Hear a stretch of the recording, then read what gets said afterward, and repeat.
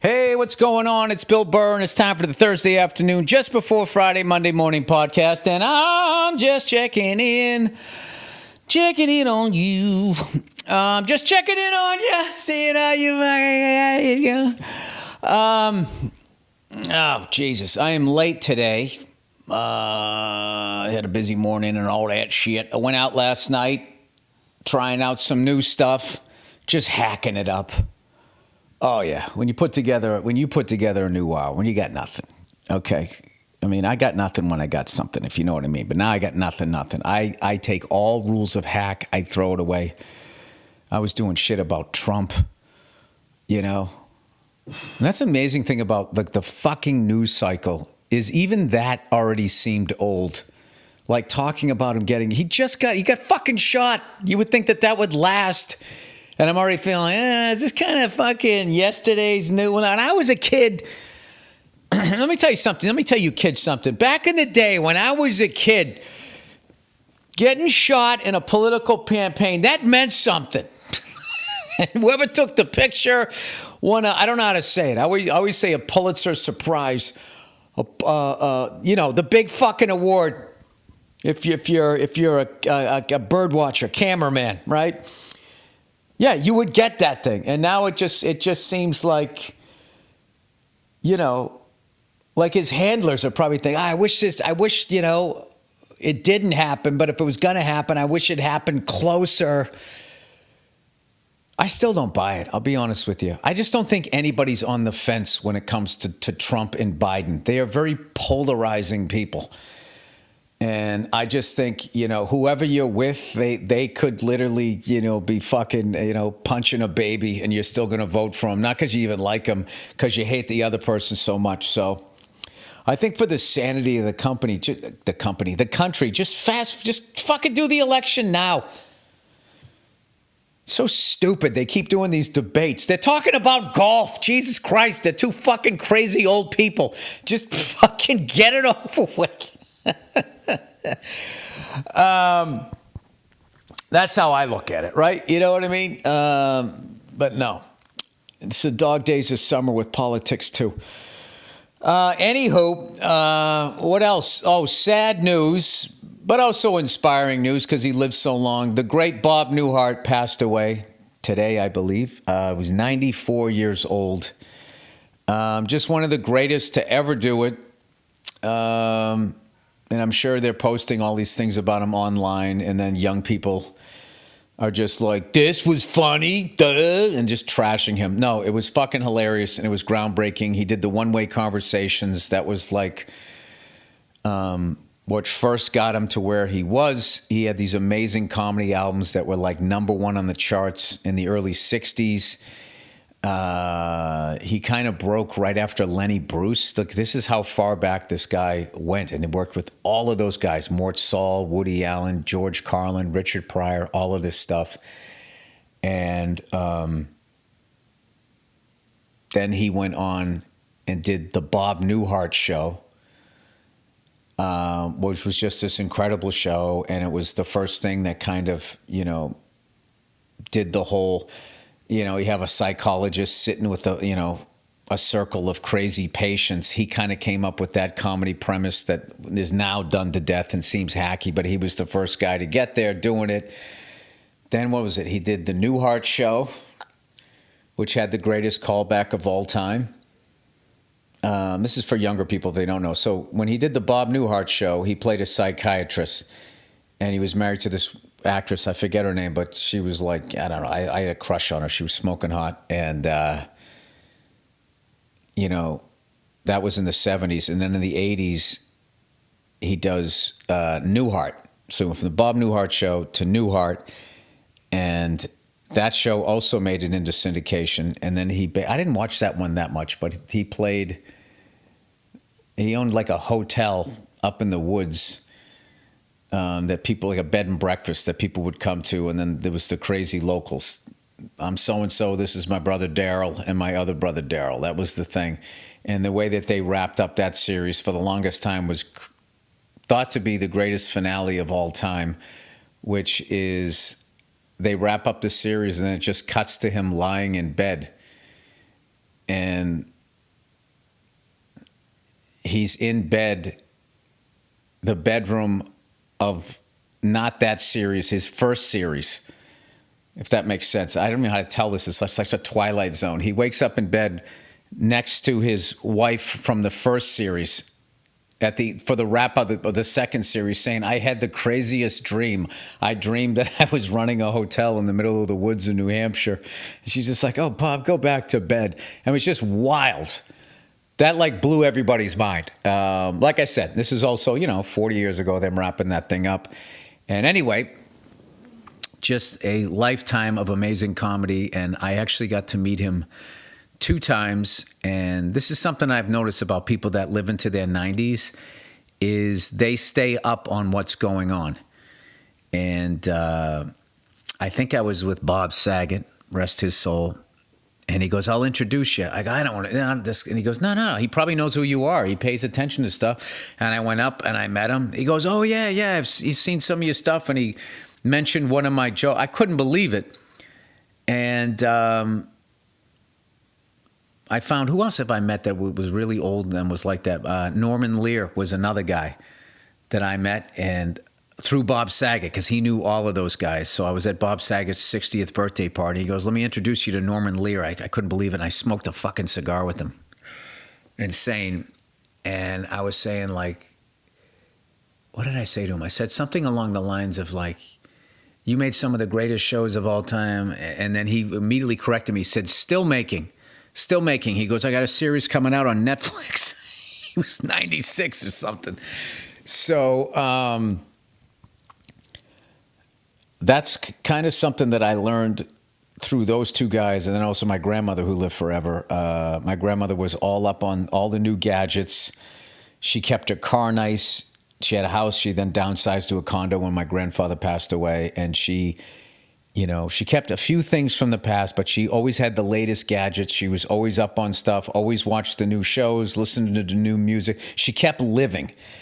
And it's funny, you younger people, you youngsters, you kids there, when you go online and you see these older people talking about like, oh man, I was so lucky to be alive in the 80s. I'm so happy I grew up in the 90s. And then they just start shitting on your generation. Those are the people that are going to die in their 60s and 70s. Because they're already getting like bitter. They're already like, their perspective that, when I was a kid, it was the greatest. It's like, no, it was the greatest because you were a kid. Not because it was great. The 80s weren't great. The 80s were great if you were a kid, but they weren't great. There was an unbelievable recession. The stock market crashed in 87. The CIA was pumping drugs into the inner city to keep non-white people down. Like, that's like legitimate. That's not like conspiracy theory. That's like been declassified and all that. There's a lot of horrible shit going on. New York City was like, I mean, you could buy a building for like $10. It was fucking Escape from New York. It was really bad. But if you were like 18, 19 years old, it was fucking amazing. Because you were experiencing all things for the first time. Like in my generation, a fucking iPhone was when you got a bike. You got a bicycle and you could get the fuck away from you. You could expand your universe, or you got a license and you bought some shit box. And it was amazing. The 80s were amazing. The 70s were amazing for me because I was a kid. So if you have half a fucking brain, you realize that the 2020s are fucking amazing if you're a kid. So what I learned from my really brief, I mean, I talked to both of them like collectively maybe 7 minutes, is that they were still living life and we're still excited to meet new people and we're still excited about new shows and that type of stuff. Like I remember I did a show. I'm name dropping all over the place, but this is, I hope I'm doing this for the right reasons here. I did a benefit and one of the performers on it was Tony Bennett. And he knew everything that was going on. First of all, he sounded like he sounded in the 1960s still. He was amazing. And one of the cast members of Community was on the show. What the hell was it? It was at the Beacon Theater. And one of the cast members, Joe McHale, was on the show, and I was talking to him because we were both laughing, going like, Jesus Christ. Like the lineup was I've talked about this show before. It's the most legendary show we were on. Like Max Weinberg was like the musical director, had this big band. Jon Stewart hosted, Tony Bennett opened, and then Bruce Springsteen, and then Joe McHale had to go on. It was so, he's just going like, dude, what the fuck? And they also auctioned off Bruce Springsteen's guitar that he had just played.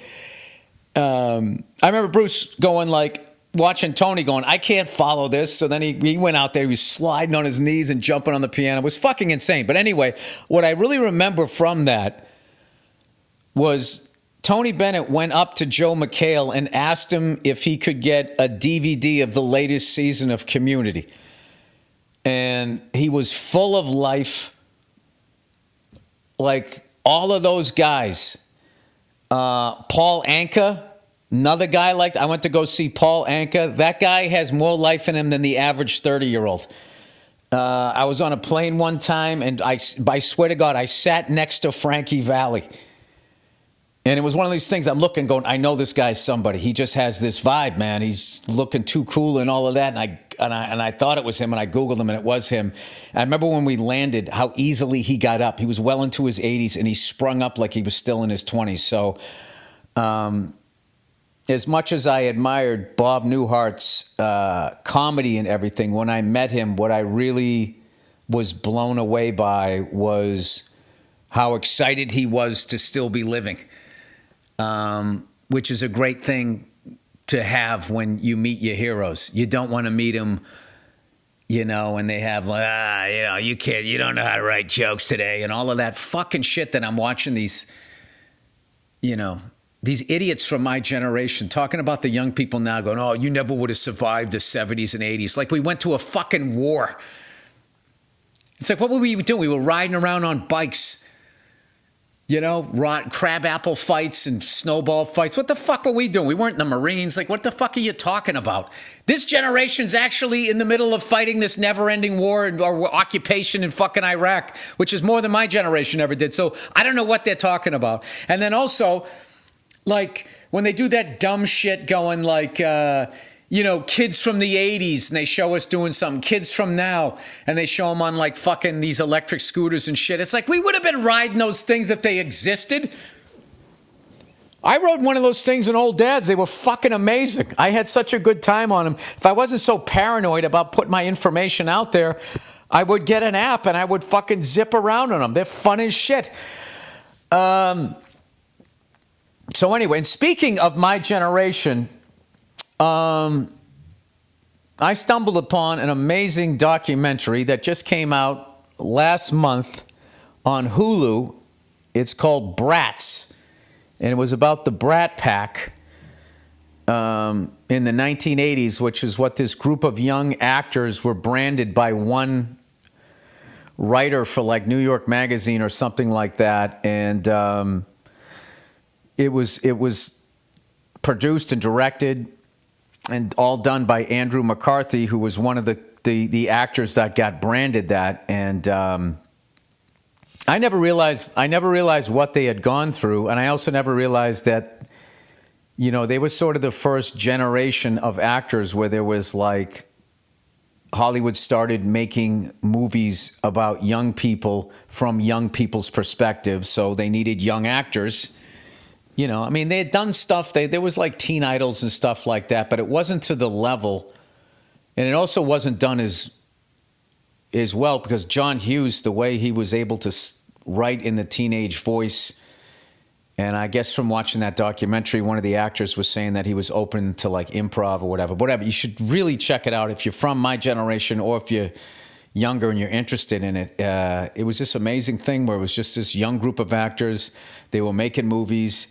They were like 21, 22 years old. They were at the top of the industry, and they just were having one hit after another. And then one of them got interviewed, and the interviewer, who really seemed like he was envious and jealous of him, even though he was only a little bit older, he was like 29 years old, and he saw these kids 21, 22 years old and they were like movie stars, and women wanted to be with them, and as he mentioned, you know, they didn't have to stand in line. And I just think he came from this envious place.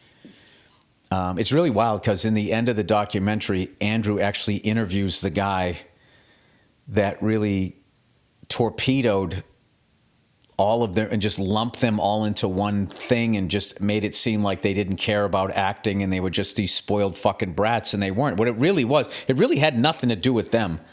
When I watched the interview, I kind of, you know, I'm obviously biased here being a performer because, you know, a lot of the times you find when people write negative stuff about you, you know, you have to be man enough to be like, all right, that wasn't my best performance, or maybe that wasn't the greatest movie or something. You got to be able to take those hits, which I like to think that I do. But then a lot of times it has nothing to do with you. It really just has to do with the writer, their political agenda, maybe something that you said that got into their feelings, or maybe they just fucking, I don't know, they just like don't fucking like you. And like, that's kind of the vibe that I got from this guy, that he was really envious of them. And he was 29 when he wrote it. And like, you know, that's an age where you're like, wow, my 20s are over. I'm going to be 30. And I remember being 29, looking at kids that were 21, 22, and I was envious, going, fuck, man. I wish I appreciated being that young. Like, you know, they have almost a decade before they're facing turning 30. And it was like the first time of like really feeling like old. And you also feel like advertisers are just advertising to them. And like you start to feel irrelevant in this weird sort of media way. You know, for my generation, it's like we grew up and then there was MTV, and then it just seemed everyone was just so fascinated with my generation, and wow, we're so fucking interesting. We weren't interesting. We were young and we had money and they wanted to get it. So they were just advertising us. But then all of a sudden, you know, grunge comes out and all of that shit. And then I'm like the fucking old guy all of a sudden. And it was like, you know, the first time it's weird. Dealing with aging is like 23, 24. Like I'm out of college. I'm in the real world. Nobody gives a shit about me as far as like advertising. I don't have to go to school ever again. It's sort of this weird like wow, I have to go into the real world. What the fuck am I doing? So I just feel like this guy was looking at them going like, wow, these guys are, you know, men and women are 21, 22. They got the whole thing ahead of them. And he really just came from an envious place. So when Andrew goes to interview him in the end, he used this, you know, the guy stood by what he wrote. I don't want to ruin it for you, but like, I just wanted to talk about this one thing. He's sitting across one of the people that he really hurt. He just sort of emotionlessly, like, if that's even a word, passed it off as collateral damage. And I thought that was like the perfect term for someone in his position, because he didn't view Andrew as a person, more as a thing. You know, that's that weird thing where when you get known, you stop being a person, you become like a thing. And people just, okay, what can I do with this thing that's going to elevate me? So his thing was to do basically a fucking hit piece and rip them down and like try to elevate himself by like, hey man, you know that group of actors that you're all enamored with? I'm over here saying I don't give a fuck about them. And it was really, at the end of the day, I felt the article was more about where a guy 29 years old in his career was and was starting to settle into his life and who he was going to be. And I don't think he necessarily liked it. And then he went down one night. You know, if you don't like your life, I don't think you want to hang out with Rob Lowe in 1985. I don't think that's going to make you feel better about your life. But it was really an amazing documentary. And I'm hoping that all the actors that are in it and everything realize like what they meant to my generation and the high esteem that we still hold them in. So if you want to check it out, it's really cool. And it was really done well. And, you know, it was funny. I went on Hulu and I saw that St. Elmo's Fire was on there. I was like, fuck, I haven't seen that movie since it came out. So I put it on, and of course my kids were being loud, so I had to shut it off. And when I shut it off, I saw this documentary. I'm like, oh my God, what is this? And it totally lives up to the hype. So check it out if you get a chance over there on Hulu. All right, and with that, let me do some. I got one read here. Mercifully, I only have one read. It's hymns, everybody. Guys, sometimes intimate moments happen spontaneously, and we always want to be ready so we can perform in the bedroom. Right? Yeah, you don't want your fucking cock at half-mast like, dude, did somebody's pussy die? That was a terrible analogy. I'm sorry. Hims has treatment that can help you stay hard and last longer, giving you that boost of confidence so you can be ready whenever the mood strikes. Your sex life is important, but your schedule is busy. You don't have the time to go to a doctor's office to get treated for erectile dysfunction. But through Hims, you can get personalized erectile dysfunction treatment without stepping a foot outside of your door. Guys, you ever feel like you need a little boost in the bedroom? It's time you stop worrying about your performance and get Hims so you can feel confident, so you can dick her down, knowing you can get hard and stay hard whenever, even after it's over. Just walking around, knocking shit off the shelf whenever you're in the mood.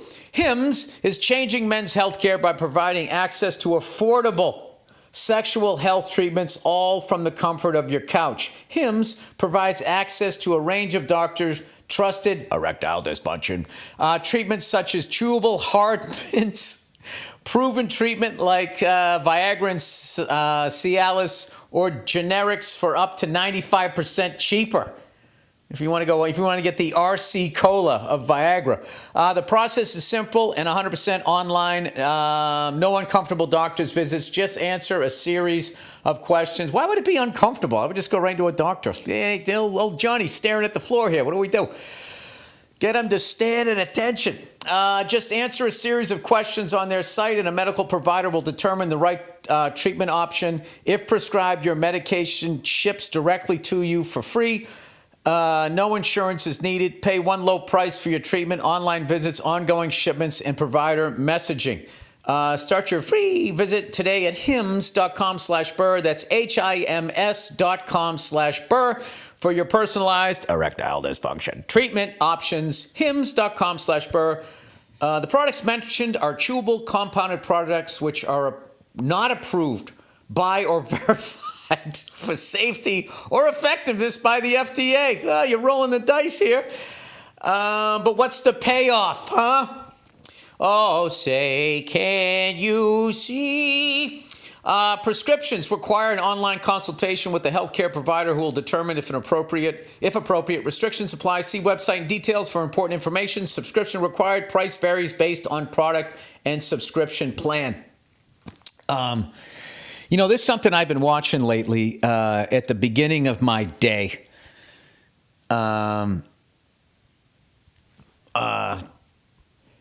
It's this Teddy Atlas, the great cornerman, boxing legend, and it's late in a fight. Just look up Teddy Atlas, We Are Firemen. Like, it's if an actor said with the passion what he says in this speech, if a writer could write what he said, everybody's winning an Oscar. It's the most insane. Well, he's like, you're lagging. Pick it up. And he goes, pick it up. The second time he says it, like look at me. And then he goes, the fire's coming. We're getting late in the round. We are firemen. We are firemen. And he just starts fucking yelling at the guy. But in this like, I can't even describe it. It gives me chills. It makes me want to run through a fucking wall. And the comments in the sections are hilarious. Some guy wrote, I just got back to the gym and I'm going right back. Like, it's the most inspirational speech. I think there's been some great ones that I've seen. Sometimes it's just a line with that great Corrales Castillo line. I love that corner man. After Corrales gets knocked down. Diego Corrales, rest his soul, gets knocked down for I don't know how many times, spits out his mouthpiece, and they took a point away, and the corner man washes it off. First of all, he's dressed to the nines. He looks like he's ready to go out and go talk to some broad. So he's looking like $1 million. He puts the mouthpiece and he just says to him, he goes, "You better fucking get inside now." Now, whatever the hell that meant, I guess he did it because he came back and won the fight. And I remember I'm dropping names all over the place. Charlie Murphy was the one who told me about that fight. Told me he woke up his family watching that fight. And to this day, it's one of the great fights. I would put that one up with those... what the hell were those fights? I almost said Mickey Featherstone. The Westie. The gangster there. No. God, I'm fucking old. What were those fights? Mickey Ward and Gotti. Those Gotti Ward fights. I will tell you, though, the greatest fights, I kind of feel are like that middleweight thing. The whole middleweight division in the 80s, and then the Gotti Ward fights, Corrales, Castillo, like all of those 140 to 160. It's like they got enough power to like knock people out, and they just had some, I don't know, they just have these fucking wars. Like literally Hollywood level fights. But anyway, if you get a chance, if you're not feeling good about your life, okay, if you're just a little, I'm not saying clinically depressed, if you just have a little depression, watch that fucking speech. And then he has another one where he's on a podcast and he talks about fear, he talks about regret, and he talks about redemption. And this is just from a guy that, like, he's coming from the world of boxing, which, we have all of these fears, but like the number one fear is literally somebody attacking you and being able to defend yourself, or having to defend yourself and having to get hit and having to get hurt in order for you to inflict your own punishment. I mean, it's the most like primal level of that. And he's talked people through that. And if you just listen to that guy, like, considering he's talking about fighting, to apply it to, whatever it is you have, my business, all right, back in the day, I got to go out and go do Letterman. Oh my God, I'm fucking terrified. Or I got to go pitch this fucking show. I used to hate doing that. And you'd go into these rooms, and some of them were fun and they were laughers. And then other rooms you would go into, and they reminded me of the owner of the baseball team in that movie, The Natural, where they just sat in the dark. Like, I remember back in the day, I think it was CBS, was like a notoriously fucking cold room. And you would just go in there and just eat your fucking balls. And I remember what turned it around for me was having fun bombing. And what I started to do was I would just start acting like they were really enjoying it. And I would just be having like the best time pitching the show, as this person would just be sitting across from me, stone-faced. And I knew he wasn't going to buy the fucking show. But like, I wasn't going to give him the satisfaction of like making me feel like that I knew he wasn't going to buy it, or making me like that he had the power to like ruin my day. I'm just like, I want to fucking be on CBS anyway. The fuck am I going to do? I can't say more than 3 words without saying fuck. Like, why are we even talking to each other? We're in completely different, I'm in the wrong quad here. But I didn't know. I mean, it was just what you did. You went to Montreal, you had a good set, and then you come up with a show idea, and they want to fucking get into a development deal with you, and you just sat there on this conveyor belt that you didn't want to be on. Like, I don't want to do this. And I remember we would like write a pilot, we would shoot it, and then they would be like, yeah, they're not picking it up.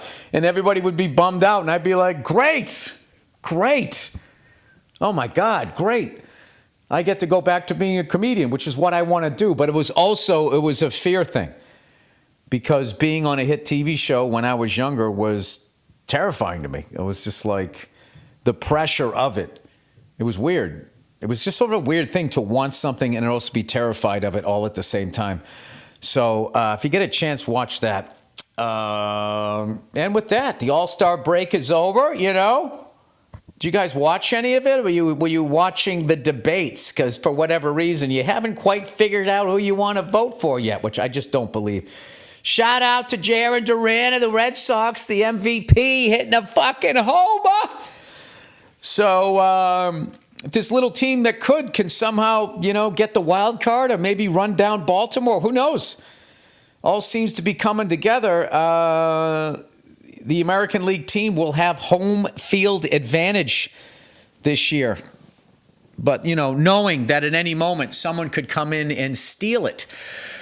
All right, I'm just fucking with you. I have an amazing gig that I'm doing tonight that I can't wait to do. It's going to be so much fun.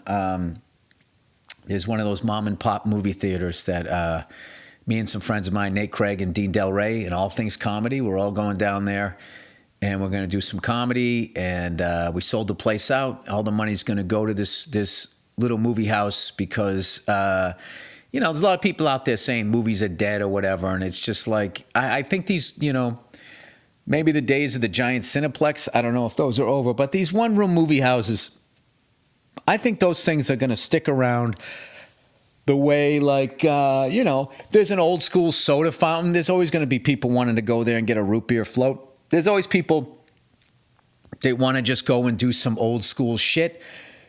There's still all of these scenes or whatever, and there's always going to be these cinephiles that people just want to go see it with other people, and they want to see it on this giant TV screen and everything. And, there's always going to be one of people, as much as they shit on this young generation, they get out of the house, okay? It's just whatever they're doing, you don't understand it because you're old. So why don't you go a little Bob Newhart and just appreciate that whatever the fuck they're doing, they're enjoying their youth. Then stop telling them that they missed something, because they didn't. They'd like to get on with their youth and enjoying it without you being some grumpy fucking 40-year-old in the background telling them, I don't know. They probably just laugh at you the second you leave anyway. All right. That's it, everybody. That's the podcast. Please enjoy the music picked out by the amazingly talented Andrew Themelis. And then we'll have a bonus episode of the Thursday afternoon, just before Friday, Monday morning podcast. That's it. Have a great weekend, you cunts. And I'll talk to you on Monday.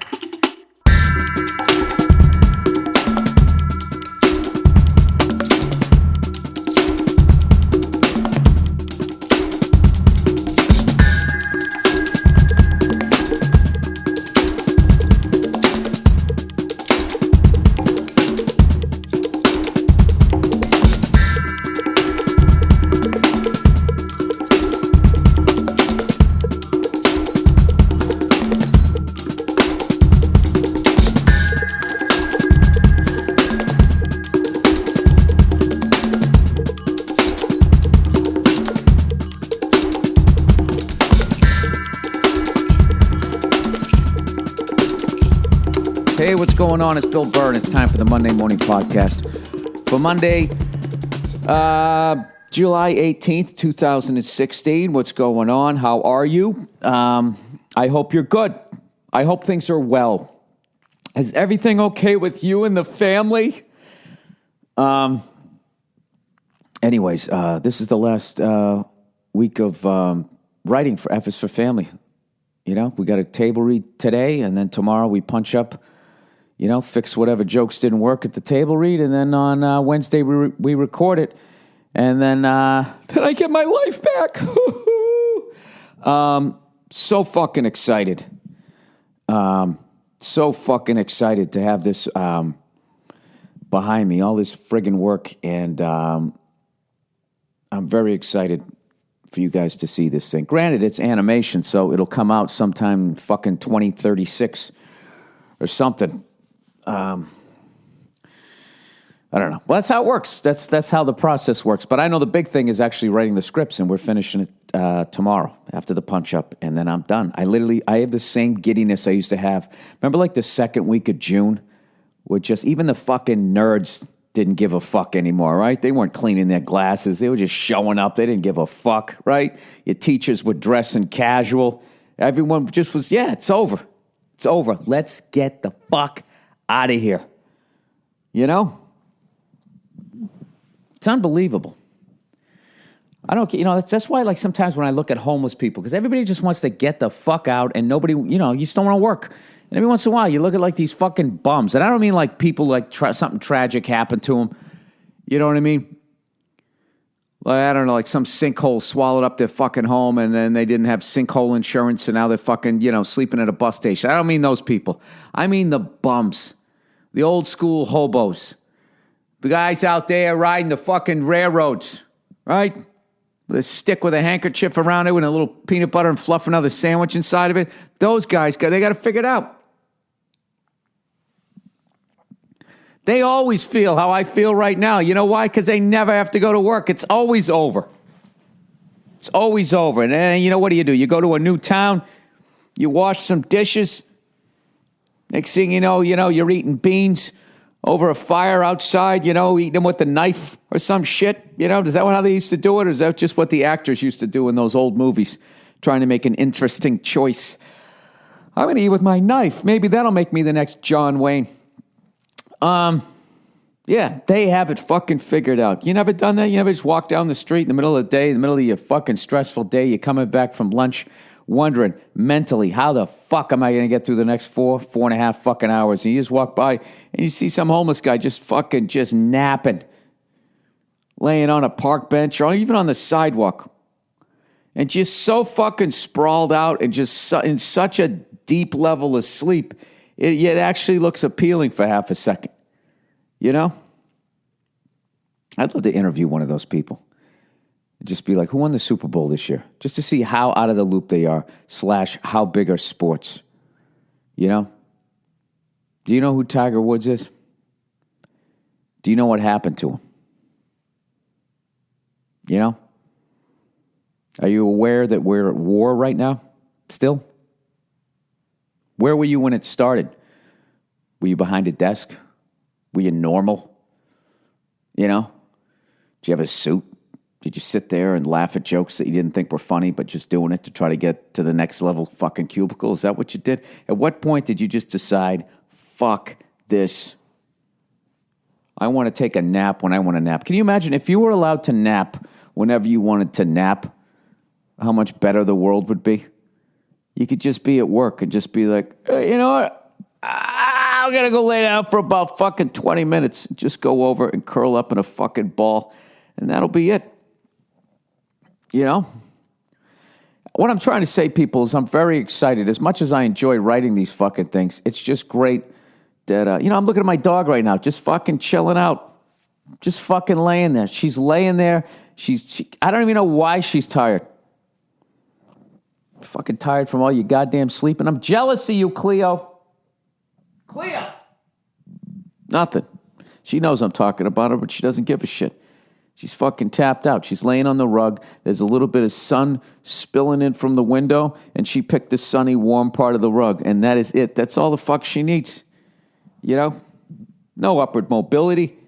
She's not working on her next fucking season of, fucking the real pit bulls of the greater Los Angeles area. She doesn't give a fuck. She's got nothing on her agenda every day. It's fucking tremendous.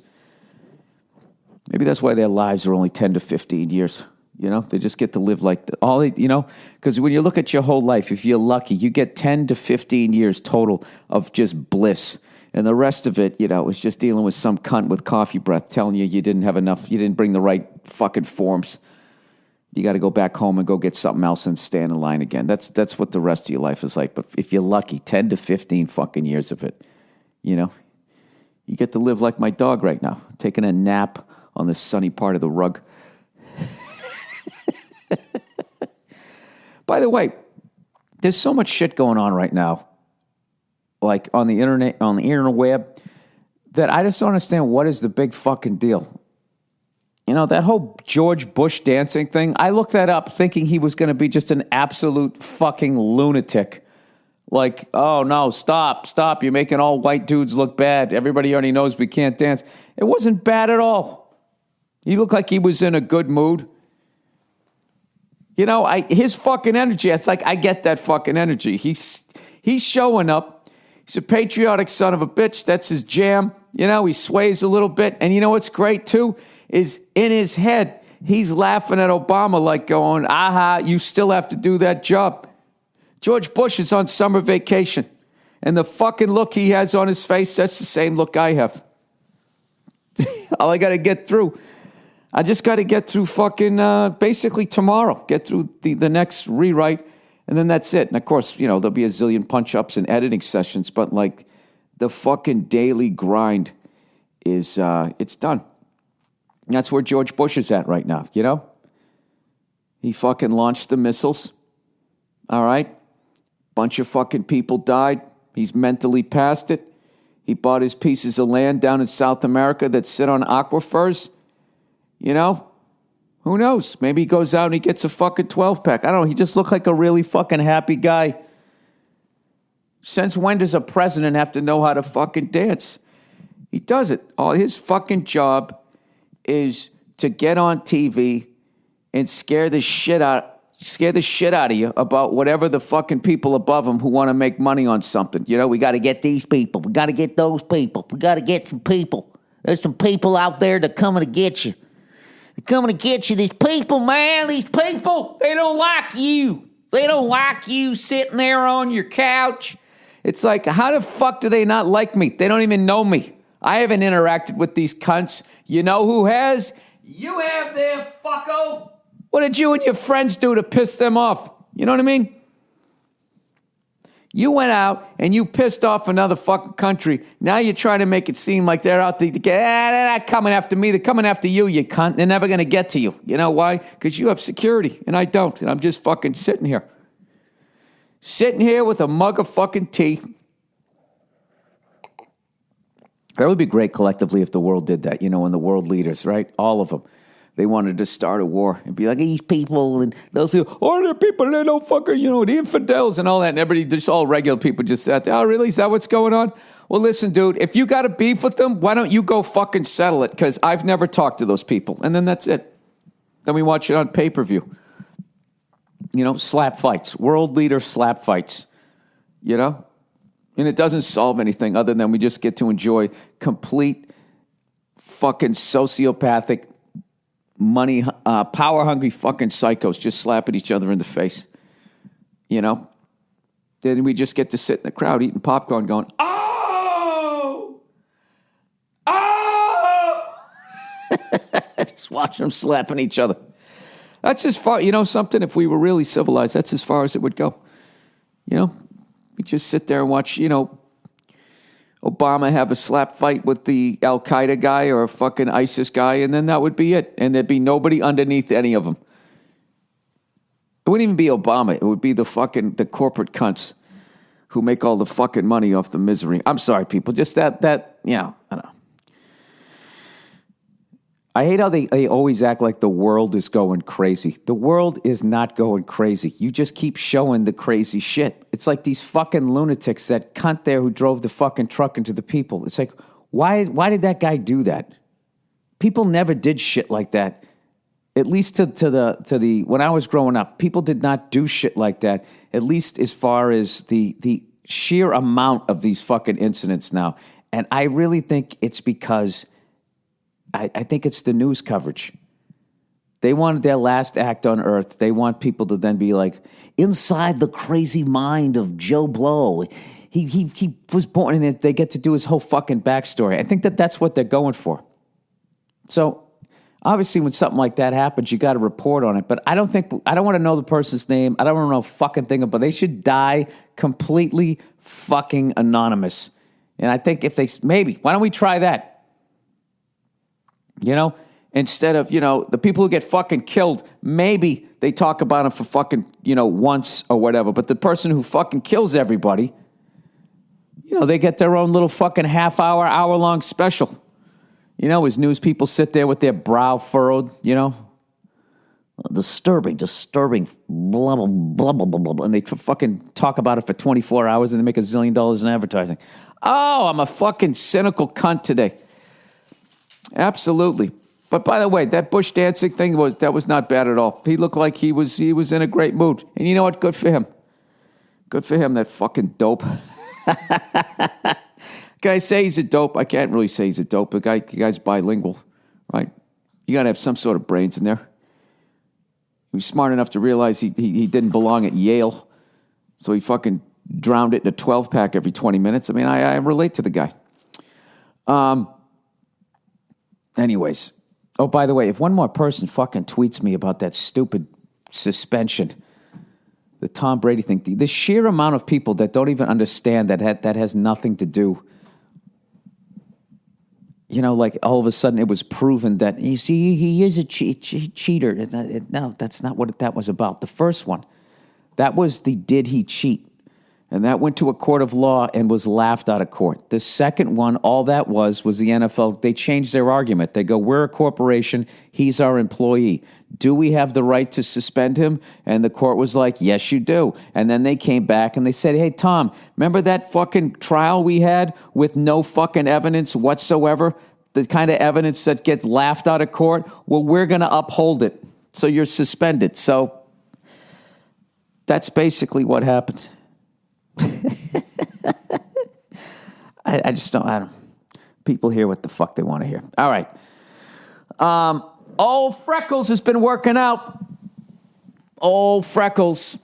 He's been working out. I told you I was up to 186 and fucking change. Stepped on the scale this week, 182 and change. I'm telling you, the first week you can always drop 3 to 4 because it's such a shock to your system.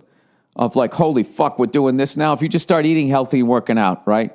You stop eating around 5 or 6 o'clock and just crush waters, and you don't eat again till 8 the next morning. I'm telling you, if you can drop 3 to 4. Now I'm in my second week of this shit, so I want to get down to 179, and then the week after that, 176. So I'm in the mid-170s when I go over to Europe. So I represent my fucking country properly, okay? All those European cunts, they want nothing more than for me to go over there and be some fat fuck, who doesn't know what's going on in the world. That's what they want. So what you do is you show up in shape, right? You go on Wikipedia, you Google their fucking city, right? You find out what's going on, and then you just pretend you read. You sit there with your flat stomach, and you pretend like you read. That's what you do. And you know what? It irritates them. I'm fucking with you. Anyway, so I'm down to 182 and 179 next week. The big 7. I got to see that, man. That second number's got to be a 7. It can't. I refuse to be an 8 or higher ever. I just can't fucking do it. Although, having said that, at my age, how slow my metabolism is and how much I like to fucking eat and drink and all of that shit, I could hit 2 bills. Like if I really just shut it all down as far as moving around, I just stopped doing shows and I just sat here like my dog. I swear to God, dude, I could be 200 pounds by the beginning of October. Easy. That's not even fucking trying. Without even fucking trying, if I just ate what the fuck I wanted to eat, oh my God. Is there a worse sight than a fucking 5'9" ¾ 210-pound redheaded male? And that's not something that you want to see. And I don't mean muscle. I just mean coming at you looking like, I work at Dairy Queen and I'm constantly taking advantage of my employee discount. Nobody wants to see that, right? It's not a man looking like my legs, my pasty, fat fucking legs, as white as the soft serve vanilla ice cream that I have every 20 minutes. So anyways, I'm going to get down to 179 next week. I've just been fucking hitting the goddamn elliptical. And, dude, my sciatica is it's completely fucking gone. I'm getting massage every fucking week, right? That deep tissue, just somebody beats the shit out of you. And I'm getting all of this stuff, all this crap that was in my legs from all of these years. Flying on planes, playing pickup hockey with no hockey stuff. Did I tell you guys that shit? No, I don't think I did. Yeah, I had another fucking massage. And this lady had her elbow jammed so far into the back of my leg, my hamstring. I was like having memories of every time I fucked up my leg. She'd hit a spot and I'd be like, fuck! And then I'd be like, oh yeah. That was the time I played pickup hockey and all I had was gloves, a helmet, and a stick. And I was playing defense, right? And I'm skating full speed, because we have the puck and all of a sudden they steal it. And I tried to fucking turn around to go back the other way, dude. And I caught an edge. Who's kidding who? I suck at skating. I can barely go backwards. And I fucking shot up in the air and landed on my left side, ass cheek all the way down to my thigh. I landed so hard, I didn't even hit my head and I still saw stars. And that was one of those things where I didn't even try to get up. I just sat there for a second, just waiting for everything to settle afterwards. And then I got up fast enough before everybody came over and said, dude, you all right? You all right? You don't want to be that guy. And I just fucking skated over to the bench, one leg working. I was just like, hey, all the way over. And I just sat down and pick up hockey. People skate over and they pointed at you. I shook off like three times and before I went back out there. And the bruise was so deep, it didn't show up for like 3 days. Like 3 days later, I was on the road and I'm showering. And, I thought I saw like a bunch of grease on the back of my leg. I'm like, what the fuck did I sit on? And then I saw it was a bruise. It literally looked like somebody just took a bat and hit me right across the back of my left leg. And, Evan, this is kind of what I learned. I thought like when the bruise went away, then you were all fine. But evidently that's not the deal. The reason why it takes that long, I guess, for it to come to the surface is because it's so fucking, whatever you hit was so fucking deep into the muscle. It took that long for, I forget, the person explained it to me, a bunch of busted capillaries or something like that. And then when they go to heal, sometimes they can fuse to something else. I don't know, fuse to a nerve or some shit. I have no idea. I don't remember. I don't pretend to remember. But all I know is a bunch of shit like that happened. / flying on planes and sitting on my fucking ass in writers' rooms. And that's what's going to happen. But what I love is, all these people who have back problems were telling me that, oh, dude, you're going to have this for the rest of your life and blah, blah, blah, blah, blah. I mean, I didn't fly a helicopter for like fucking 3 months during this because when I sat down, my feet went numb and I can't have my fucking feet going numb when I'm trying to touch the pedals there. But no, if you find a real masseuse, a fucking incredible one, they can figure out what the fuck's wrong with you. And even beyond a chiropractor, they beat the fuck out of you and they loosen everything up and then everything relaxes and you go back to being normal. At least that's what the fuck happened with me. And I flew for the first time Wednesday. Oh, it was tremendous. It was tremendous. I go, oh, Jesus Christ, look at that. Is that a fucking raven? Hey! Hey! Get out of here with that omen shit! Yeah, you beat it! Get out of here! Jesus Christ. How old am I that I had to yell that long at a bird before it left? Back in the day, I stepped on a stick and the fucking thing took off. What does that mean? Was that a crow or a fucking raven? All right, we got to look this shit up. Here's some fucking ancient medieval history shit for you. Raven... what do you say here? Raven superstition. All right, what do we got here? Raven symbolism. Myths of the raven, symbolisms and lore. Learn about the lore of ravens. That's what I'm here for. All right. The raven often has a bad press for being a carrion bird. I don't know what that means. Carrion. It is ultimately associated with death. Tremendous. Finally getting fucking healthy. Now I'm going to die, and consequently considered a bad omen by many or a forewarning of war. Ah, Jesus. Nia's going to yell at me. But there is much more to this enigmatic and intelligent bird than death, darkness, and destruction. Raven is a trickster, a protector, a teacher, and a bringer of great magic. I would love to see the person who wrote this, like what they would dress like. I just picture them in like a fucking toga with the leaves, the hats that have leaves on the side. It's like if you had a full head of leaf hair and then you went bald and then it just fucking wrapped around you. Learn all about the raven and its lore. Here, well, that's what the fuck I'm here for, you cunts. All right, the raven is not only the largest member of the crow family. Oh, I didn't know that. It's the big brother, but the largest perching bird in the world. I thought they all perched. What do the others do, lay down? An extremely intelligent bird, the raven was once extremely common, but persecution now finds it only in remote areas such as cliffs, mountains, and moors. It's amazing the amount of English words I don't even know what they are. Moors? I thought those were Africans.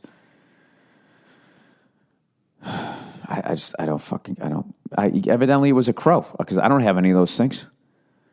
There's no cliff, there's no mountain. I have a porch. The adult is completely black with a shaggy I don't care. What the fuck does it mean? Ravens are extremely intelligent. In some cases, can even learn to talk. All right, that wasn't a fucking raven. I was just yelling at it. Hey, hey! Would have been like, what? That would have freaked me out. I'd be like, oh, I was just wondering if you'd leave. That would be cool. The wolf and the raven are often mentioned together in mythology, lore, and scripture. In nature, the wolf and the raven have an important relationship. Wolves use ravens as an aerial spotters for possible sources of food, as well as using them to alert them of danger ahead. The raven also gains from this relationship with the wolf. Being carrion birds, I'm so sick of reading that fucking word. What does it mean? Carrion. You know what's funny? The amount of people that are listening to this right now and they feel superior to me because they know what this word means. Yeah, and what is that going to? Is that going to buy you a sandwich today? The decaying flesh of dead animals. Okay. So that's what it eats. All right. So it's like it's like one of those birds, a vulture. It's birds with the fucking red head, no fucking feathers. I know why they don't have feathers on their heads, because they're always eating at dead carcasses and they don't want the maggots to get in there. So they do whatever fucking bacteria and shit gets on their head just gets burned off by the sun. Although I can't tell you, I look like a raven not a raven, I look like a fucking vulture if I go to the beach. Big fucking redhead, And I eat dead meat too, right? Ham sandwich, that's a dead pig. Jesus Christ, this is an incredible article. All right, the raven also gains from its relationship. Okay, obviously if the wolf fucking kills something. Well, Jesus Christ, I don't think I can find two more boring animals on the planet than those two fuckers. I think they deserve each other. They're probably both in bed by 8 every night. All right, let me do a couple of fucking reads here. We got a lot of advertising. We didn't have any on fucking Thursday, so I got to make up for this shit here. All right, no, that's a read actually here. I need the advertising. Where the fuck is the advertising? All right. Hey, Billy's grip strength. Oh, you fucking jerk off. You did the same one twice. Is it really going to be one of these days? All right. Hang on a second, people. I apologize. Hang on. Content reads. There we go. Oh, here we go. All right. There's 3 left, and I'm going to read those later. Let's get back to the fucking podcast here. I am sweating here. Roasting, bacon, boiling. You know what I actually checked in? I checked in on the world of baseball. I have not looked at all. My fucking Boston Red Sox, if I can call them that, are a game out behind the Baltimore Orioles. And we're in between 2 dirty birds, Orioles and Blue Jays, right? Yankees are in 4th. Tampa Bay's bringing up the fucking rear. Here's what's interesting to me. In first place, you got Cleveland. All right, you got Baltimore. They have not won a World Series since 1983. You got the Cleveland Indians. They haven't won since 1948 or something. Texas has never won. You got the Washington Senators. They're in first place. They used to be the Expos. They never won. They should have won in 94, but the fucking strikes fucking cut off the whole season. The Chicago Cubs, they haven't won since 1907. And then the San Francisco Giants, who've won every other year this decade. All right? Look at that. The fucking Los Angeles Dodgers are only a game and a half out. I have no fucking clue because they're not on my cable service because they had some fucking cunty fight with somebody. It's just the worst. So this is pretty cool, man. What a great year for baseball. All right, if I could see Baltimore, Cleveland, or Texas, I would pick Cleveland. If I could see Washington, Cubs, or San Francisco, you got to go with the Cubs, right? And all their foofy fucking fans taking their shirts off at the fucking games. They don't give a shit, right? So if it was Cleveland versus the Cubs, I got to go with Cleveland. They just won an NBA title. Let's see them get the fucking... the monkey off their back with baseball, and I would root for the Cubs, but I just don't think the people care enough. Every time I see, hey, me out to the ball game, it's just too fucking happy there. And I also blame them. I really feel like because they do that stupid shit in the 7th inning, that's why the fucking, the Yankees play YMCA, and that's why the Red Sox play that fucking horrific Sweet Caroline. The Cubs started it. And because you created that, and I have to, anytime I see a Red Sox game and I have to watch a woman put her head on the shoulder of her boyfriend during the seventh inning stretch as everybody sings that horrifically creepy fucking song, I kind of hope the Cubs go another 106 years. They're up to 108 years. You know what I mean? Not even the Phillies went that long. The biggest losers in professionals. Nobody's lost more fucking games than those cunts. And they went they went from like 1880 to 1980, or like 1882 to 1980. Let me see. Chicago Cubs. Last world. Look at that, comes right up. 1907? Oh, I'm sorry, 1908. Would you look at that? So it's been 108 years. They should keep it going. At that point, you know what I mean? You just be who you are. Right? Plus, the fucking White Sox won one. I don't understand cities that have two fucking teams. I just don't get it. And one of the team wins it, and you don't go to the parade. It's like it represents your city. Oh, don't fucking represent me. How many fucking teams do you need? New York City. Evidently, in order to remain successful, for as much shit as New York City talks, they need 2 football teams, 2 baseball teams, 2 basketball teams, and 2 hockey teams. Fucking unbelievable. I don't know. If you come from a real city like Boston, you just need 4 and a fucking soccer team, and they'll all win championships if you know what the fuck you're doing.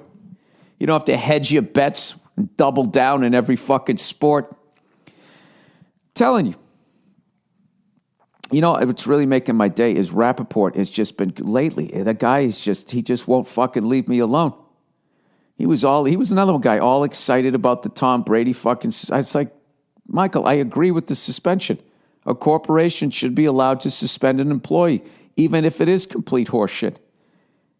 I just don't know. He's a Giants fan. They fucking own the Patriots in the Super Bowl. Why can't he just be happy with that? You know what it is about New York fans? Is when they look at Boston fans, they don't see the misery anymore. We can talk shit. It's fucking great, and they don't know how to handle it. They want us to be miserable again, and we're not, and it's driving them nuts. And like the misery that Rappaport has that I'm not miserable. That's the kind of people that these New York sports fans are. That's why they got to get all of these fucking teams. They're like a fucking, they're like Walmart. They're trying to fucking, have so many locations. They put everybody else out of fucking business. It's not going to happen. It's not going to fucking happen, all right? So why don't you get 3 teams in every sport? Then maybe you could run the table in 10 years, you fucking cunts. All right. Oh, God, who would have ever thought as a Boston sports fan I could just sit here and laugh at New York sports fans? I never thought that was going to happen. And here I am. All fucking happy. Oh, fuck. What am I up to? 36 minutes. Okay, here we go. All right. Hey, let's do some reads here. Hey, Billy Grip Strength. One of your listeners wrote in last week to ask about his hairy girlfriend. I'm not sure what he ended up telling her or if he sent you an update, but unfortunately, I've had experience with this on a couple of occasions. Now, for those of you who didn't listen the other day, this guy was dating this Brazilian woman, so she's fucking smoking hot. But, she just had a little issue. She had a little bit of fur on her fucking arms, and where the tramp stamp would go, the tattoo could get lost in the weeds, if you know what I mean. So he wanted to tell her to fucking wax a little bit because, Jesus Christ. Ugh. Doing it doggy style. She's got like a fucking afro just above her booty crack. What's going on with that? But how do you tell somebody that? Women can tell guys that in a second. Like, you should wax your back. I don't know. Yeah, it just grosses me out. And you're like, all right, if that's what it takes to have you keep fucking me, right? You can't tell these ladies anything. Honey, I love you to death, but your back reminds me of Gabe Kaplan. I had an experience with this on a couple of occasions. Under no circumstance should you ever tell her she's hairy. I was dating an Indian broad for a while, and she had excessive hair growths on her forearms, lower back, feet, and toes, but worst of all, nose hair. He said, imagine. Let that image sink in, is what you wanted to say. This chick was super cool and very attractive, but the hair situation was bothering me, so I broke up with her at her place, but made the mistake of telling her why. Oh, God, dude, why would you do that? Let it be known this was a bad idea. Well, no, dude, if you just told her, there was a way, obviously, if you listen, I'm breaking up with you. I think you're a sweetheart, but physically, I can't deal with all of your hair. Yeah, that's going to devastate her. Anyways, long story short, she flipped her shit and threw plates, silverware, pots, etc. at me while screaming and crying, so I left. When I came back later for my shit, she had thrown bleach on some of my clothes and stapled condoms to the wall. You could say things got hairy, LOL. Why do women just get to destroy men's property all of the fucking time? Like if the cops show up and she's throwing all your shit out, they just, hey, sweetheart, calm down. Sir, just get in the car. Just get away from her so she calms down. It's destruction of property. There's like a zillion YouTube videos of women just destroying their guys' cars. I don't understand it. I really think men should start prosecuting them for this shit. We always just go like, hey, yeah, dude, she fucking flipped out. Whatever, I can get another flat screen. Just get her away from me. All in all, he said, if the listener hasn't told this lady about his displeasure of her hair, I highly recommend he doesn't. Well, dude, you fucking told her. You should have just said, listen, if that's the fucking reason you were going to break up with her, you should not have brought it up. What did you say? Yeah, listen, honey, we got to talk. This isn't working for me. What? Yeah, I'm just not happy. Well, what is it? Did I do something? Is it something I said? What's the problem? You're too hairy. You have hairy toes. You have hair above your ass, and it's coming out of your nose.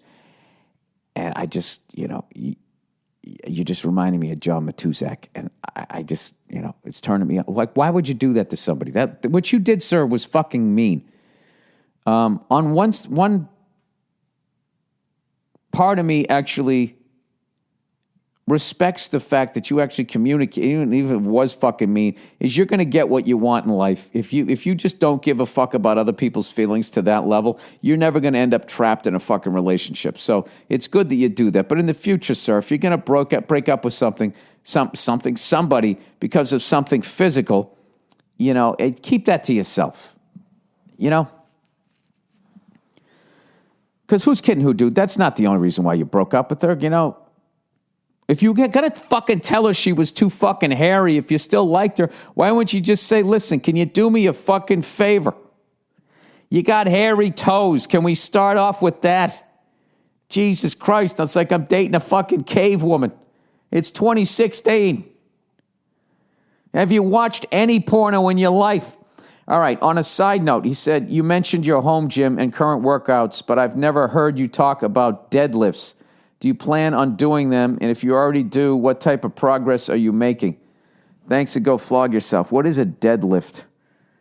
Is that the one where you fucking bend over at the waist and pull it up? Or is that the one where you act like you're in the Olympics and you lift it up over your head? Both of those look like something I shouldn't be doing at my age. All right, videos, deadlift. All right, 5 common mistakes. The deadlift. All right, here we go. Oh, Jesus, what is this for? That's the one. The old blow out your back one? No, if you use proper form. Does the lifter have an Instagram? His hips should be the first things that move. There's a lot of vital information missing from this. Hip wide stance, hands just outside the hip, full grip of the bar, shoulders slightly in front of the bar, lumbar curve maintained. So at your back, yeah, dude, I'm going to give a big fuck that to that exercise, unless you can tell me what the hell it does to me other than increase my chances of blowing out my back. I just kind of, well, for legs, I go hiking and I do body weight exercises. You know, the same way I do grip strength stuff. I'm really into just being able to move my fucking body. I don't need to pick up a car like I'm grabbing it by its bumper and try to use my fucking proper form. But who knows? You know what? I'll look those up, you know. I'm sure I'm going to get a big fucking lecture on, oh my God, you don't do deadlifts? You might as well not be working out at all. All right, dear bald-ass Billy Gunn. Regarding your caller who needs advice on getting his girlfriend to shave off body hair. Okay, here we go. I would like to tell him to be careful what he wishes for. I had a girlfriend with really hairy arms, and because of it, she had very low self-esteem. Once we got to college, her friends took her to a beauty salon, and she had her arm hair waxed. Shortly after, she started to receive a lot of new male attention, and pretty soon had little time for me. Shortly after, she told me she needed to talk. Oh, Jesus. Yeah, she moved up in the draft. She had a good combine. She told me she didn't want to limit her options in college. Good for her. He goes, I was devastated. I told her that since I found her attractive when nobody else did, that should count for something. She replied with, we all make mistakes, and walked out. Jesus. Anyways, consider your moves carefully before doing something brash. Thanks for the subpar podcast, and go fuck yourself. P.S. Take it easy on guys writing to you for solutions. They are obviously at rock bottom if they are willing to take advice from a dyslexic, freckled cunt. Jesus, this guy took 2 shots at me. Wow, yeah, that's fucking brutal. And that's, once again, that is something where when it was going the other way, women would be like, that's brutal. But then if they read this same fucking story, and as much as she dumped you and you accepted her for who you were, they would all be like, woo, that's right, you go, girl. You go get what the fuck you want in life. Dude, that's kind of fucking funny. I mean, does that fuck with your self-esteem at all?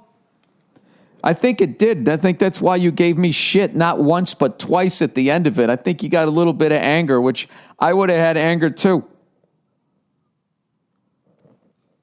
Jesus Christ. You know what's funny about that? Is like if she keeps fucking doing it and enough time goes by, the next guy who dates her is going to have no idea that that's part of her fucking genetics. And then he's going to have a little hairy baby and be like, where the fuck did this come from? She's going to be like, I don't know.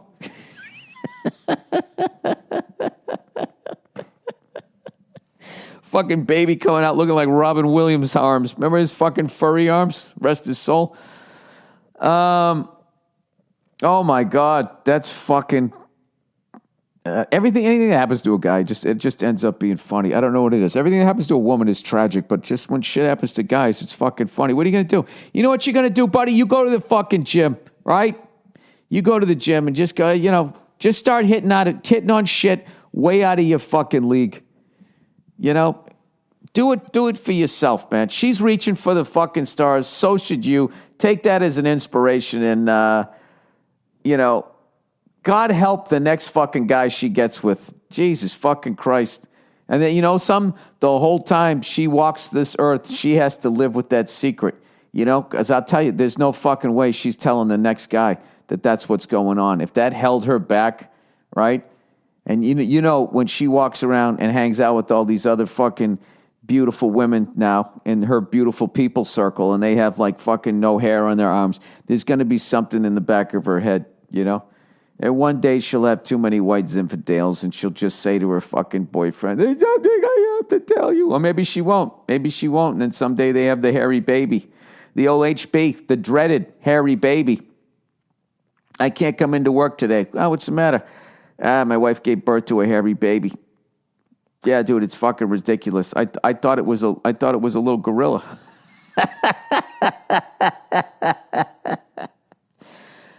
Oh, turns out she had fucking hair all over her. She just got waxed.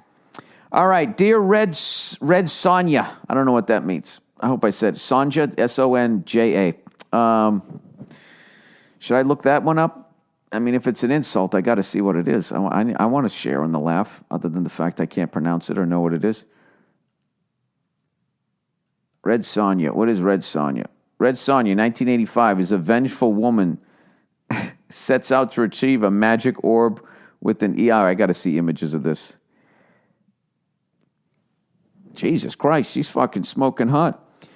I don't know what that means. But anyways, dear Red Sonja, heard the email from the guy with the hairy Brazilian girl. This is another one. There's a lot of hairy ladies. I have a suggestion for the other guys in similar situation. Have Bill Burr address it for you. Listen to the podcast over the speakers when your girl is home. That way, you'll plant a seed in her brain and hopefully get her to shave and wax without even addressing it yourself. Oh, so play that fucking part of the podcast when they're around. You know what? Women are way more complex than that. That's a fucking decent idea. And because what's going to happen, if she's self-conscious about that, or if the light goes off, she's going to be like, she'll be like, that's stupid. That guy shouldn't have blah, blah, blah, blah, blah, blah. And then about a half hour of that bullshit, she'll finally come around to saying, like, do you think there's, like, I know I'm a little more hairier than most girls. Does it bother you? It's still going to come back to you. If women were that fucking easy to deal with emotionally, we wouldn't die 8 years before them. There's no fucking way it would be that easy. Like, they're just going to listen to the podcast and they're just going to click and be like, oh, wow, maybe I should wax. I'm going to do that and not have a fucking 4-hour UN meeting with my fucking boyfriend. Anyways, he said, I've done the same thing in the past with great success. Okay, maybe I'm wrong. Wait a minute. Here's the replay. Going over to the replay booth. I happened to listen to an episode. He said, I happened, in quotes, to listen to an episode about lip hair when we were driving. 3 days later, mustache was gone. Try it. It just might work. Holy shit. All right. Well, fuck it. Give it a shot. I stand corrected. I apologize, sir. I apologize. Jesus Christ. I just pictured the referee coming back saying no goal. But he actually came back and said the goal was allowed. You lost sight of the puck and the mustache still left. It's incredible. All right. All the best from Sweden. Okay. What am I up to here? 50 fucking minutes. All right. Okay. Career crossroads. Hey, Billy Fuckface. I like that guy. He didn't try to be creative. He just went right for it. I am a 17-year-old high school senior going into college studying pre-law, and ever since I was young, I wanted to go into the military. My father owns a medical compliance company and has promised me a job after college should I get a law degree. However, he was Jesus Christ. You know what? I just realized I got to do something. Hang on. I got to start this fucking... I got to hit pause, and I got to start this fucking question over again. I got to unlock the door here. Hang on. All right, I'm back. I didn't need to unlock the door. She had her keys. For some reason, I didn't think she had her keys. And the lovely Nia is going to come on, hopefully in a minute, and address the growing controversy of the hairy girlfriend. How do you tell her? All right, so here we go. Hey, Billy Fuckface. I am a 17-year-old high school senior going into college studying pre-law, and ever since I was young, I wanted to go into the military. My father owns a medical compliance company, has promised me a job after college should I get a law degree. Why would you get a law degree and then work in a medical compliance company? Oh, medical, I was thinking like they supplied like appliances. Like he was selling like fucking dental drills and shit. However, he has recently talked about selling the company and retiring as he is nearing 70 and not getting any younger. My question is this. After I finish college, should I enlist in the military? Something that I've wanted as long as I can remember, or should I stick with the safer option? Never choose safe. Taking over my father's business / securing a safe lifelong career. No, dude, that is a recipe for what if. Fuck that, dude. You're young. You don't have any kids. Just risk. I'm not saying fucking jump off a bridge here. I'm just saying, yeah, go big. You go big when you're young. You know, she'd never go out with me. Fucking ask her out. Who gives a fuck? Right? Oh, my God, I can't try to do that. That's a 1 in a zillion chance. Just go fucking do it. Listen to how I read out loud. How fucking horrific I am. And I've been tremendously successful telling shit jokes. Now, if I can do it, believe me, anybody can do it, and you can too. If that's what you want to do, you should definitely do it. Anyways, he said, I'm worried that during my absence in the military, there's a strong possibility my father will say, screw it, and sell the business. I'm at a loss because on one hand, I don't want to sit at a desk 10 years from now thinking about what could have been a great experience in the military, but on the other hand, I don't want to lose a job at my father's and be stuck at a soul-sucking law firm for 30 years in a tiny cubicle working to make someone else's dream come true. I'm really at a crossroads here, and I don't want to make the wrong choice that could potentially fuck me over big time. What would you do if you were my shoes? Thank you and go fuck yourself. I would go into the military. I'd finish your law degree. If that's what you want to do. I would go into the military, join the branch that you wanted to. I would fucking crush it in the military. And then when I come out, I would be I would attack being a lawyer at the same attitude. Why do you feel like you're going to be stuck in a tiny cubicle? Why wouldn't you move up and become partner? You need to dream bigger dreams, dude. This whole thing of the only way you're going to be successful in the business world is if you take a job for your dad. Fuck that, dude. If you go the other route, you become a self-made man. And when you become a self-made man, you get a belief and a confidence in yourself. And you don't worry. Like you're 17, you're already worrying. Fuck that. You got your whole life ahead of you. I would go out and do everything that you want to do. And then one day, 20 years goes by, and all of a sudden you're like, holy shit, I work for myself. I'm making great money.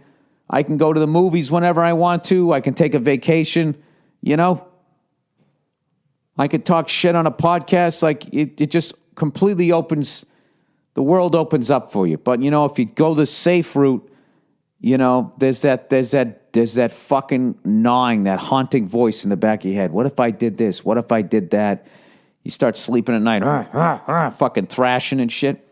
I think you're going to do great in the military, and I think you'll do great as a lawyer. And that's what you should be thinking, That's it. And you're going to meet some fucking beautiful woman, and you get married or whatever the fuck is you want to do. Just think positive thoughts and surround yourself with people that feel that way. And if you have a friend that sees you start to do well and you feel them starting to become negative, address it. And if they don't fucking clean up their shit, you cut them out of your life because those people will bring you down.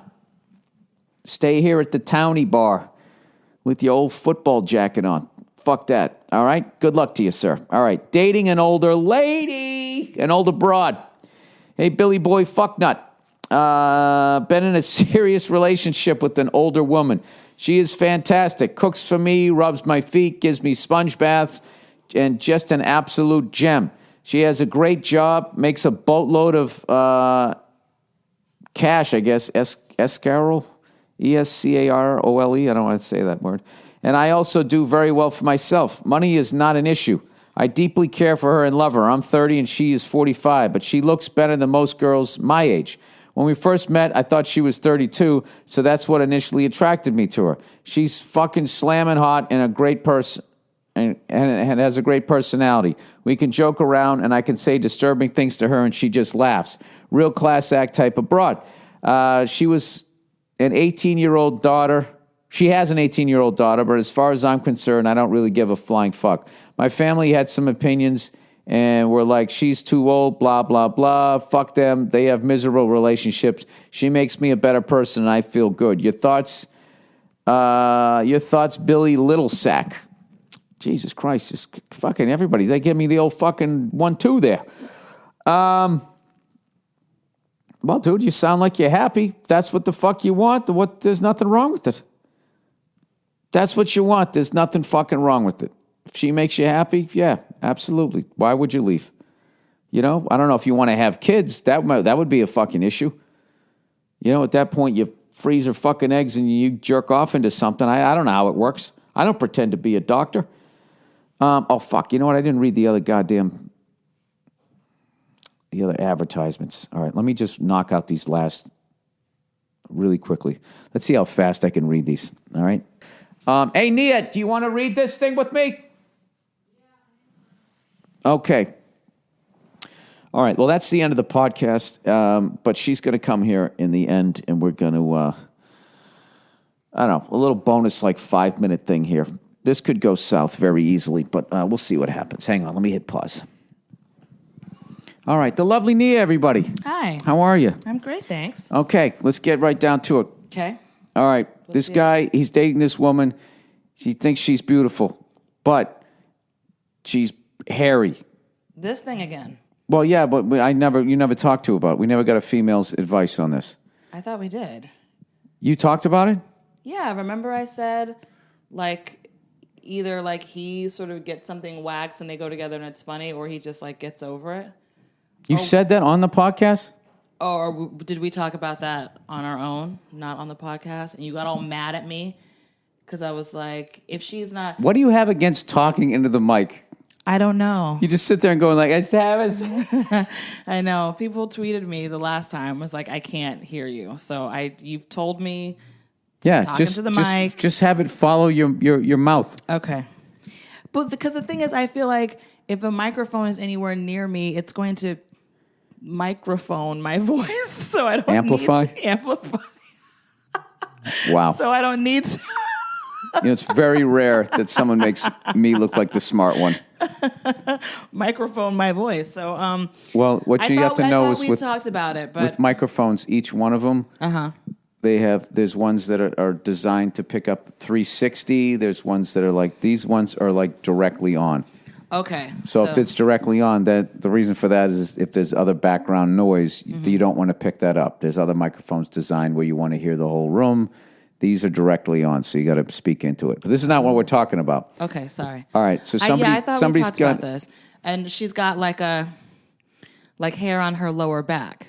Yeah, like right where the tramp stamp would be. Yeah, like I remember this. Like she could have a tramp stamp and he wouldn't know.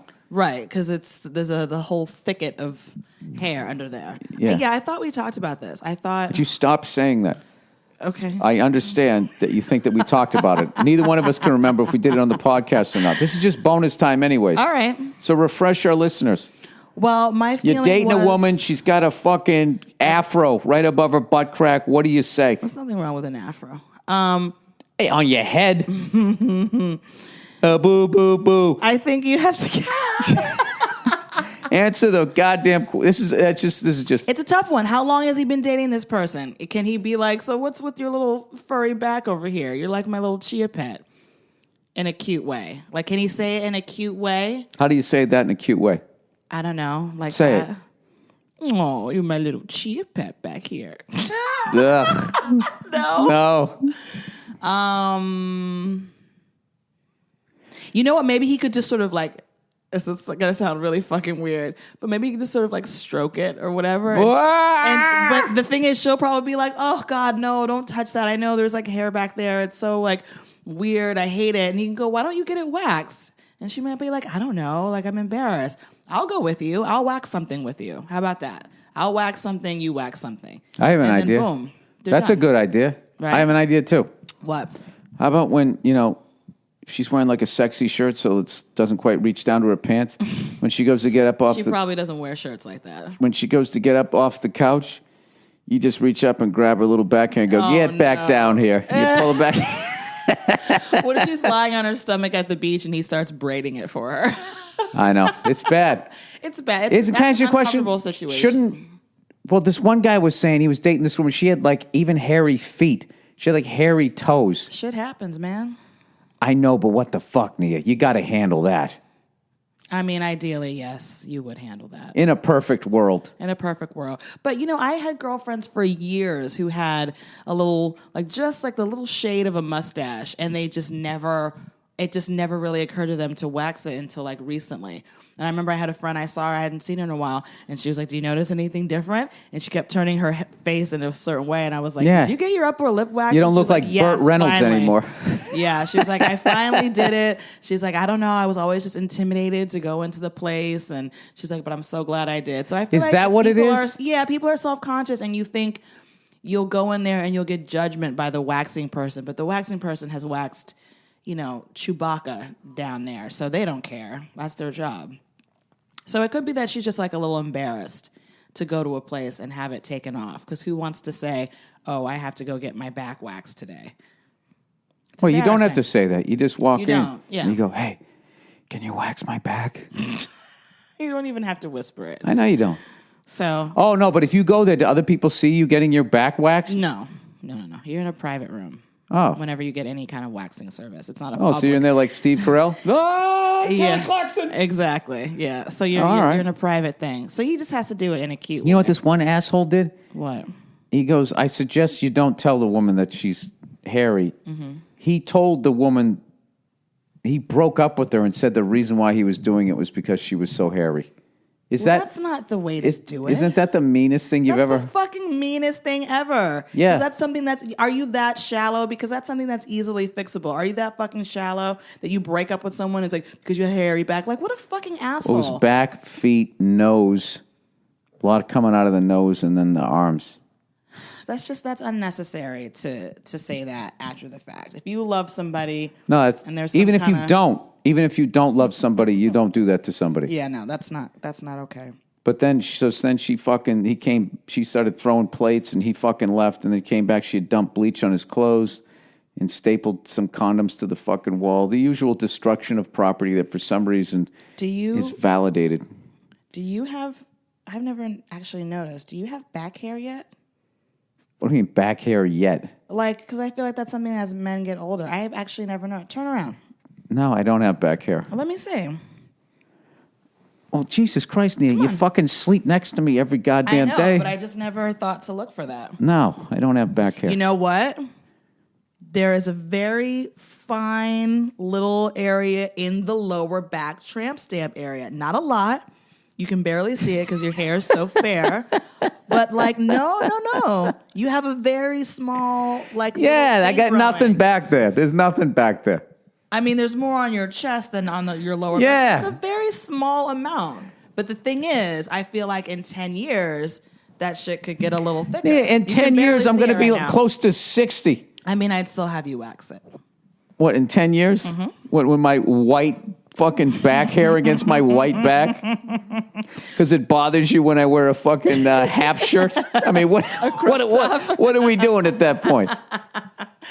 That's a very, wait, look at my lower back. Let's just No, do this you for the sake of don't. the podcast. No, you don't. No, okay. You don't. Well, I'm I try to keep Very it familiar with your lower back. You don't. Oh. Yeah, you don't. You're not a hairy person. So. But if I was hairy back there, would you say something to me? No, I just would have broke up with you. What? So you would have broken up over... Because I wouldn't have taken the time to fall in love with you if you're walking around looking like fucking Burt Reynolds in Playgirl. Okay? Oh, I see a Photoshop coming. Oh my God. You know that's coming. Wait, shout out to the Photoshop on Twitter. Oh my God, dude, that one with me standing in front of the fountain. I fucking... Dude, we were in the writer's room when I saw that, and I fucking laughed so hard. Yeah. Like, one of the other writers was going like, what? And I showed it to him, and everyone was going like, oh my God, that's so mean. I go, that's fucking hilarious. And then I love the picture of you that they found. You was gosh. Yeah, it was like when you were going out to some event. So That was us at the Heat premiere. Yeah. That's what that picture was from. I was trying to be like fucking, modest about it. I didn't want to sit there and say you were at a movie premiere. I said you were at some big event. You always got to why would I just be standing there? You always have to fucking drop the Hollywood shit, don't you, I was Nia? trying to So we were provide at the- context. The premiere for the photo. cinematic film, The Heat, where my husband had 2 lines. You had more than 2 lines. Oh, if you sneezed in that movie, you missed me. But no, everybody follow the MM Photoshop on Twitter. Yeah, whoever that is, hilarious. man or woman, is fucking hilarious. Wait. Actually, I have a better one for the MM Photoshop. All right, so wait, where's my phone? Because I wrote it down. Remember, you said the name of a movie, and it was once again how you have just sort of clues from the movie. And Yeah, I don't remember the titles. All right, so I'm going to find it because it was definitely one of your classic ones. And we're not going to say what the movie is. We're just going to have the MM Photoshop. Wait, let me see if I can find it. Mock it up, put it on Twitter, and then everyone will be able to guess, hopefully. All right, so you called this movie, I'm going to kill you on Wall Street there, fucko. I'm going to kill you on Wall Street there, fucko. So that's a movie. That's it. That was a movie. That's a movie. So people are going to try to guess what it is. MM Photoshop is going to You know what's funny? Days later, a movie poster. Days later, you reading that, it now sounds like somebody else said it, and that's a terrible clue. That's not even close. It's sort of close. They'll figure it out. All right. Well, it's 12 minutes past the hour here. It's time to wrap this up because 12 minutes past the hour. 12 minutes past the hour. WBURR. Morning becomes eclectic. I love how you listen to that and you think it makes you smarter. All right, that's it. No, I it's listen to so NPR pretentious. to be smarter. Oh, God. I listen to KCRW to get a variety of musical stylings. The same liberal viewpoint. All right, you done? Is this over? Can I sign off? Can I go somewhere and eat my oatmeal, No, please? you know what it is? I don't like shit that's 100% liberal or 100% conservative. All right, that's fine. I like in the middle because both of them cause me to yell at them. Bill, you yell at everything. It doesn't matter what it is. That's not true. Because nothing is exactly your viewpoint. I don't yell at you. What? I don't yell at the dog. That's also not true. I don't yell at other drivers. I'm courteous. I'm polite. I don't yell at inanimate objects like my computer. I don't do any of those things. Sure. Well, then, all right, then. You're I want to peaceful. know. You're like a redheaded Gandhi. I want to. I definitely look like Ben Kingsley more than I look like fucking Danny Bonaduce. All right, that's the podcast here for this Monday. Danny Bonaduce. Danny Bonaduce. Hey, we got a situation with Danny Bonaduce. Danny Bonaduce. We got to take them care of the fucking. All right, that's it. I'll talk to you fuckos on Thursday. Go fuck yourselves. I've been distracted.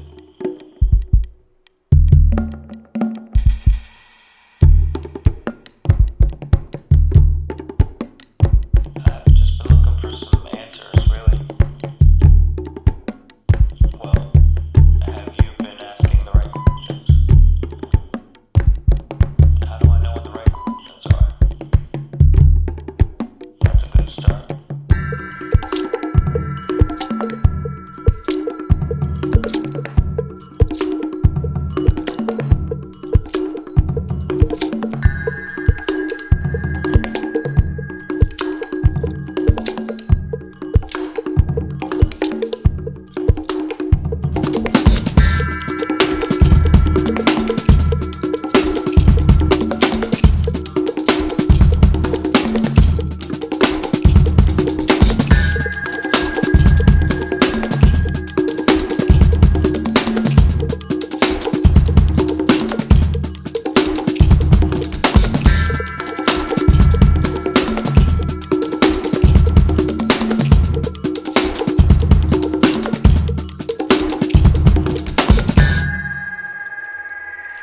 Yeah, I'm still here. So where is it that you're trying to get to?